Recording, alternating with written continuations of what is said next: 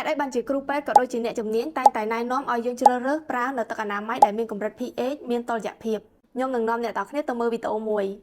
នៅលើទីផ្សារទឹកអនាម័យមានច្រើនប្រភេទប៉ុន្តែអ្នកគ្រូសូមណែនាំជ្រើសរើសទឹកអនាម័យដែលមានតុល្យភាព pH កម្រិត5ព្រោះកាលណា pH មានតុល្យភាពវាអាចកម្ចាត់បាក់តេរីដែលអាក្រក់ថែរក្សាបាក់តេរីដែលល្អនិងជួយកុំឲ្យស្បែកស្ងួតកាលណាស្បែកនៅតំបន់ពិសេសមានស្ងួតគឺវាអាចក្លាយទៅជាការរមាស់និងការរលាកទៅវិញ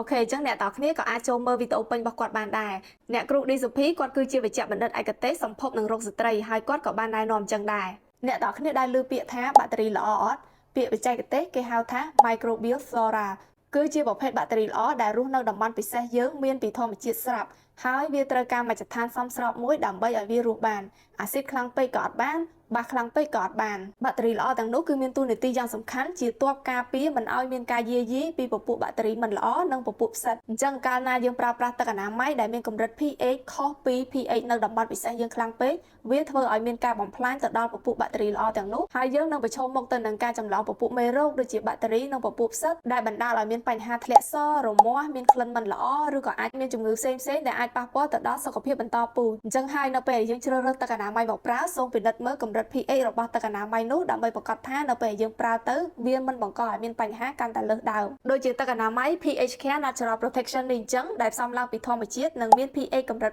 5ប្រហាក់ប្រហែលទៅនឹង pH នៅតំបន់ពិសេសអញ្ចឹងហើយវាមានសុវត្ថិភាពនិងស័ក្តិសមសម្រាប់ការប្រើប្រាស់ប្រចាំថ្ងៃជួយរក្សាតុល្យភាពបាក់តេរីល្អនិងអាចការពារបាក់តេរីមិនល្អដែលបណ្ដាលឲ្យធ្លាក់សរនិងរមាស់ព្រមទាំងមានបច្ចេកវិទ្យា pH Care Outdoor Protect ជួយការពារពីក្លិនមិនល្អថែមទៀតហើយ pH Care ក៏មានសម្លេងអនាម័យដែរនៅក្នុងដៃខ្ញុំនេះគឺជាប្រភេទសម្លេងអនាម័យ pH Care Cooling Comfort ដែលមានសារធាតុ Active Cool ជួយឲ្យអារម្មណ៍ត្រជាក់ស្រស់ស្រាយ relax និងមានលក្ខណៈ Hypoallergenic ចំណែកឯផ្ទៃសម្លេងវិញគឺមានលក្ខណៈស្ដើងទន់ល្មើយមានខ្យល់ចេញចូលល្អមិនហប់មិនស្អុះស្អាប់ការពារពីការលិចជ្រាបទឹកបានល្អហើយការពារមិនឲ្យមានក្លិនជួយឲ្យយើងមានទំនុកចិត្តពេញមួយថ្ងៃរបស់សំខាន់មួយទៀតដែលបងប្អូនស្ត្រីយើងគួរតែមានដែរគឺក្រដាសសើមអនាម័យស្ត្រី pH Care Natural Protection ប្រើប្រាស់សម្រាប់សម្អាតនៅតំបន់ពិសេសជាពិសេសនៅពេលដែលយើងធ្វើដំណើរឬក៏ប្រើប្រាស់បង្គន់សាធារណៈដើម្បីជូតសម្អាតសម្លាប់មេរោគនិងការពារការឆ្លងមេរោគផ្សេងៗវាចម្រាញ់ចេញពីធម្មជាតិថែមទាំងគ្មានជាតិអាល់កុលមាន pH កម្រិត5និងជាផលិតផលឆ្លងកាត់ការតេស្តដោយអ្នកជំនាញស្បែកនិងសម្ភពស្ត្រីគ្មានសារធាតុដែលធ្វើឲ្យងាយប្រតិកម្មនិងមានសុវត្ថិភាពនៅក្នុងការប្រើប្រាស់ប្រចាំថ្ងៃ